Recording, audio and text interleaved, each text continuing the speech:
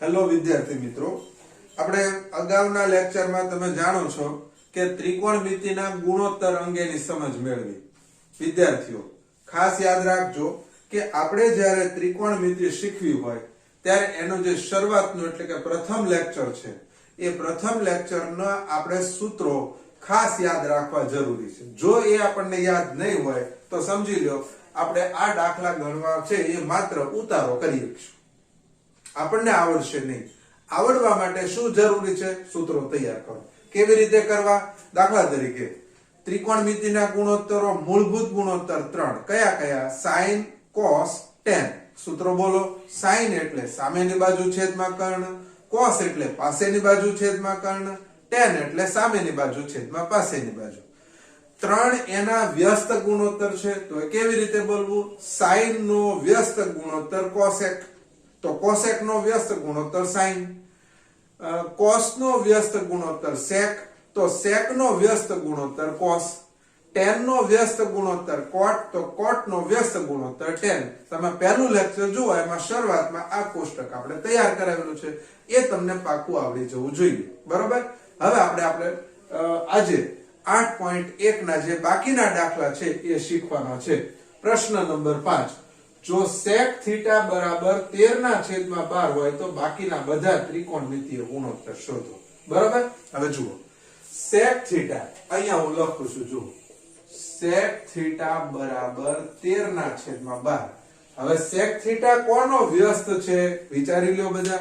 જુઓ ફરી વખત યાદ કરો. sin નો વ્યસ્ત cosec, cosec નો વ્યસ્ત sin, cos નો વ્યસ્ત sec, તો sec નો વ્યસ્ત cos. તો આપણે sec આવ્યું તો અહીંયા તરત હું લખી નાખું, માટે cos θ બરાબર 12/13. બરોબર. અહીંયા તમને યાદ કરાવી દઈએ કે અહીંયા તમારે ખૂણામાં θ આવ્યું. બરોબર. આપણે ક્લિયર કરીએ. જુઓ આ sec પછી θ, અહીંયા cos પછી θ. તો આ θ એ ખૂણો દર્શાવે છે, નવું નથી. આ બધા લેટિન મૂળાક્ષરો છે. બરાબર. તમે અગાઉના ધોરણમાં વિજ્ઞાનમાં આલ્ફા, બીટા, ગામા એવી રીતે અહીંયા આ થીટા છે. sec a, sec b, sec c, sec d, sec p ગમે તે હોય એમ અહીંયા sec θ બરાબર 13/12. તો sec નો વ્યસ્ત ગુણોત્તર cos, તો cos θ બરાબર 12/13. એનો વ્યસ્ત કરી નાખ્યો. બરાબર. હવે આપણે અહીંયા એક આકૃતિ દોરીએ. જો આ રીતે આકૃતિ તૈયાર કરી નાખી. ત્રિકોણનું નામ આપણે આપી દઈએ ABC. હવે થીટા હું અહીંયા મૂકી દઉં. હવે થીટા અહીંયા મૂક્યો એટલે થીટા તરીકે મેં ખૂણો, ત્રિકોણમિતિનો ખૂણો કયો લીધો કહેવાય? C ખૂણો. તો C ખૂણાને ધ્યાનમાં રાખીને મારે સૂત્ર તૈયાર કરવું પડે. ચાલો ભાઈ, cos નું ગુજરાતી સૂત્ર શું થાય? તો કે પાસેની બાજુ છેદમાં કર્ણ. તો ભાઈ C ખૂણો છે તો પાસેની બાજુ કઈ થાય? BC. તો અહીંયા હું લખી નાખું BC છેદમાં કર્ણ શું થશે? AC. હવે કિંમત મૂકો. BC નું માપ કેટલું મૂકશો? તો કે 12x. AC નું માપ કેટલું મૂકશો? 13x. તો હજી પહેલા AB નું માપ શોધી કાઢીએ, કેમ કે આપણે બધા ત્રિકોણમિતિય ગુણોત્તર શોધવા છે. કરીએ ગણતરી. કર્ણનો વર્ગ એટલે AC નો વર્ગ બરાબર તેની બાજુનો વર્ગ એટલે AB નો વર્ગ વત્તા BC નો વર્ગ. બરાબર. હવે આગળ AC નો વર્ગ 13 નો વર્ગ, 13 ગુણ્યા 13 એટલે 169x નો વર્ગ બરાબર AB વર્ગ જે શોધવાના છે એમને AB વર્ગ વત્તા BC નો વર્ગ 12 નો વર્ગ 144x નો વર્ગ. 169x વર્ગ માંથી 144x વર્ગ બાદ કરો. બરાબર. જો આપણે આ AB વર્ગ શોધવાનું છે અને એમને રાખો તો વત્તા 144x વર્ગ આ બાજુ જાય તો ઓછા 144x. તો AB નો વર્ગ બરાબર બાદબાકી કરો તો કેટલા આવશે? 25x નો વર્ગ. બરાબર. તો AB બરાબર 25 નું વર્ગમૂળ 5, x વર્ગનું x. તો AB નું માપ 5x આવે. બરાબર.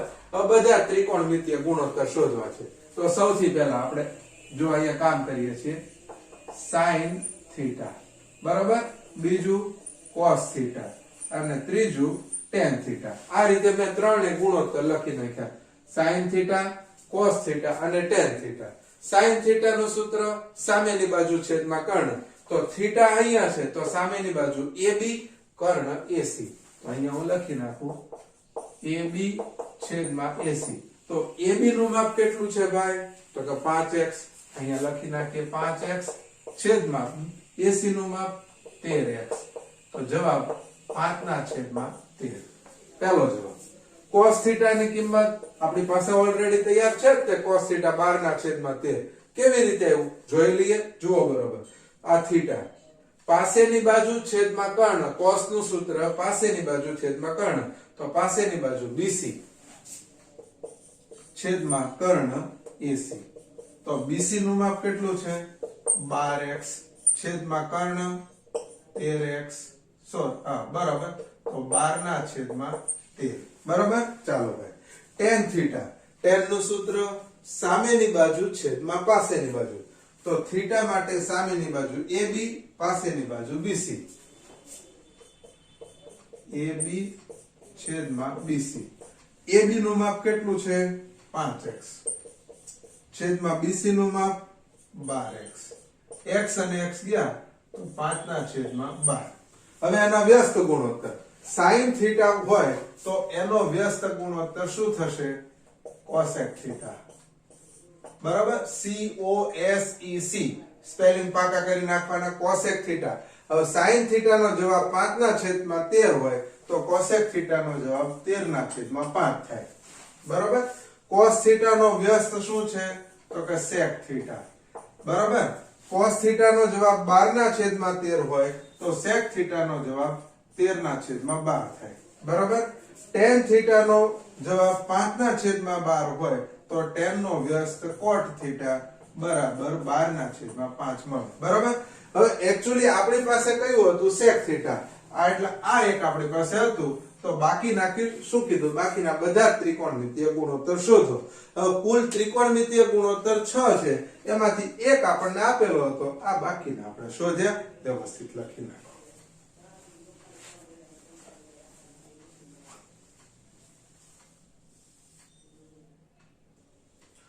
પ્રશ્ન નંબર 7 શીખવો છે. જો cot θ બરાબર 7/8 હોય તો આપણે બે બીજા પ્રશ્નોના જવાબ આપવાના છે. પહેલો છે 1 sin θ ગુણ્યા 1 sin θ છેદમાં 1 cot θ ગુણ્યા 1 cos θ શોધવાનું છે. અને બીજો શોધવાનો છે cot વર્ગ θ. બરાબર. તો સૌથી પહેલા આપણે આકૃતિ દ્વારા બાકીના ત્રિકોણમિતીય ગુણોત્તર તારવીએ. આપણને cot θ આપેલું છે. જોઈ લો. આ ત્રિકોણ ABC. બરાબર. એમાં ખૂણો B કાટખૂણો છે. હવે અહીંયા હું થીટા કહી દઉં છું. જો અહીંયા થીટા લખેલું છે, અહીંયા થીટા કીધું. હવે cot અહીંયા લખીએ છીએ. cot θ બરાબર શું છે? તો કે 7/8. બરાબર. જોજો. cot θ બરાબર 7/8 છે. તો cot θ નું ગુજરાતી સૂત્ર તો કે cot કોનું વ્યસ્ત છે? tan નું. tan નું સૂત્ર સામેની બાજુ છેદમાં પાસેની બાજુ. તો cot પાસેની બાજુ છેદમાં સામેની બાજુ. તો એ ખૂણાની પાસેની બાજુ AB, સામેની બાજુ BC. તો અહીંયા હું લખી નાખું AB છેદમાં BC બરાબર 7/8. તો AB એટલે 7x અને BC એટલે 8x. બરાબર. આટલું થયું. હવે આપણે કર્ણ શોધી કાઢીએ. જુઓ શું આવશે? તો કે સૌથી પહેલા AC નો વર્ગ બરાબર AB નો વર્ગ વત્તા BC નો વર્ગ. પાયથાગોરસ નું સૂત્ર જે તમને આવડે છે. બરાબર. AC નો વર્ગ બરાબર AB વર્ગ એટલે 7 નો વર્ગ 7 7 49 x નો વર્ગ વત્તા BC નો વર્ગ 88 64 x નો વર્ગ. કરીએ સરવાળો. AC વર્ગ બરાબર x વર્ગ ને x વર્ગ એટલે x વર્ગ એમને. બરાબર. અહીંયા જો સરવાળો નથી કરવાનો. x વર્ગ ને x વર્ગ x ની 4 ઘાત નો થાય. x વર્ગ ને x વર્ગ નો x વર્ગ જ રહે. હવે આ સહગુણકોનો સરવાળો 4 ને 9 13 નો તગડો વધી 1 6 ને 1 7 ને 4 11. કેટલા આવ્યા? AC વર્ગ બરાબર 113x નો વર્ગ. તો શું થશે? તો કે AC બરાબર વર્ગમૂળમાં 113x. જોઈ લેજો. બેમાં ખાસ ધ્યાન રાખવાનું. વર્ગમૂળને લંબાવી નથી દેવાનું. x વર્ગનું વર્ગમૂળ x. 113 ના બે ગુણાકારના ભાગ થતા નથી એટલે વર્ગમૂળમાં 113. આ કામ થયું. હવે આપણે કોની જરૂર છે? સાઈન અને કોસ ની. તો આપણે પહેલા તારવી નાખીએ સાઈન થીટા. બરોબર? તો સાઈન થીટા આ થીટા. સાઈન નું સૂત્ર સામેની બાજુ છેદમાં કર્ણ, તો સામેની બાજુ એટલે BC છેદમાં કર્ણ એટલે AC. કિંમત મૂકીએ. BC નું માપ 8x છેદમાં વર્ગમૂળમાં 113x. x ગયા તો 8 ના છેદમાં વર્ગમૂળમાં 113. આ સાઈન નો જવાબ મળે. એટલે બે સાઈન નું કામ થઈ ગયું. હવે કોસ નું કામ કરીએ. cos થીટા બરાબર શું આવશે સૂત્ર? cos નું ગુજરાતી સૂત્ર પાસેની બાજુ છેદમાં કર્ણ, તો થીટા આ a ખૂણાને કીધો તો પાસેની બાજુ AB કર્ણ AC. તો અહીંયા લખી નાખો AB છેદમાં AC બરાબર AB એટલે એનો જવાબ છે 7x. અહીંયા લખી નાખીએ 7x છેદમાં વર્ગમૂળમાં 113x. x અને x ક્યાં? તો જવાબ 7 ના છેદમાં વર્ગમૂળમાં 113. બરાબર? સાઈન અને કોસ મળે. આપણે જે જરૂર છે પહેલા પ્રશ્નનો જવાબ આપવામાં એ આપણે શોધી કાઢ્યો. બરાબર? હવે આપણે પહેલાની ગણતરી કરીએ. નંબર 1 શું આપ્યું છે? 1 sin થીટા ગુણ્યા 1 sin થીટા છેદમાં 1 cos થીટા 1 cos થીટા. બરાબર? હવે સૌથી પહેલું આપણે નિત્યસમ ની જેમ ગુણાકાર કરી લઈએ. આપણે ખબર હોય તો નિત્યસમ હતું a b અને a b. એ બે નો ગુણાકાર શું થાય? તો કે a વર્ગ માઈનસ b વર્ગ. તો આ 1 sin થીટા 1 sin થીટા, તો પહેલા પદનો વર્ગ એટલે 1 નો વર્ગ 1 માઈનસ sin થીટા ગુણ્યા sin થીટા એટલે sin વર્ગ થીટા. જુઓ થીટા એ ખૂણો છે, sin થીટા વર્ગ ન થાય, sin વર્ગ થીટા. જુઓ કે જે ત્રિકોણમિતીય ગુણોત્તર હોય એનો વર્ગ થાય, ઘન થાય, 4 ઘાત થાય, 5 ઘાત થાય, અનંત ઘાત થઈ શકે. ખૂણો છે એનો વર્ગ થતો નથી એટલે ખૂણા ઉપર આપણે ઘાત દર્શાવવાની નથી. બરોબર? નીચે શું આવશે? 1 cos થીટા 1 cos થીટા એટલે 1 નો વર્ગ 1 માઈનસ cos વર્ગ થીટા બરાબર ના બરાબર. આ 1 માઈનસ sin વર્ગ થીટા. sin નો જવાબ sin થીટા ની કિંમત 8 ના છેદમાં વર્ગમૂળમાં 113. તો 8 નો વર્ગ 64 છેદમાં વર્ગમૂળમાં 113 તો એનો 113 નીચે 1 માઈનસ અહીંયા cos વર્ગ થીટા 7 નો વર્ગ 47 છેદમાં શું આવશે? 113. વર્ગમૂળનો વર્ગ કરો એટલે વર્ગમૂળ જતું રહે. બરાબર? સાદુરૂપ આપીએ. 113 113 113 માંથી 64 બાદ કરો 113 માઈનસ 64 અને નીચે 113. આ અંશનું કામ થયું. આને ગુણ્યા આમાંથી આ બાદ કરો. સેમ આ ઈ જ રીતે અહીંયા 113 માઈનસ કેટલા આવશે? 49 છેદમાં 113. બરાબર? હવે બે માં 113 છેદ છે ઈ ગયા. તો હવે બાકી શું રહ્યું? બરાબર 113 માંથી 64 બાદ કરો તો 13 માંથી 4 જાય તો 9. બરાબર? હવે 10 માંથી 6 જાય તો 4 છેદમાં 113 માંથી 49 જાય તો 64. બરાબર? એટલે પહેલા પ્રશ્નનો જવાબ કેટલો આવ્યો? 49 ના છેદમાં 64. હવે બીજો પ્રશ્ન શું છે? તો કે cot વર્ગ થીટા. અહીંયા હું લખું છું cot વર્ગ થીટા. બરાબર? તો બરાબર ના બરાબર. હવે cot શું છે? તો cot નો જવાબ છે આપણી પાસે. cot થીટા બરાબર 7 ના છેદમાં 8. તો cot વર્ગ બરાબર શું થશે? 7 નો વર્ગ કેટલો થશે? 49 છેદમાં 8 નો વર્ગ કેટલો થાય? 64. આ આપણો બીજો જવાબ. બરાબર? વ્યવસ્થિત લખો ત્યારે ધ્યાન રાખજો કે આ પ્રશ્ન, એની નીચે આ આકૃતિ, એની નીચે આ, એની નીચે આ, એની નીચે આ. વ્યવસ્થિત લખતા જજો.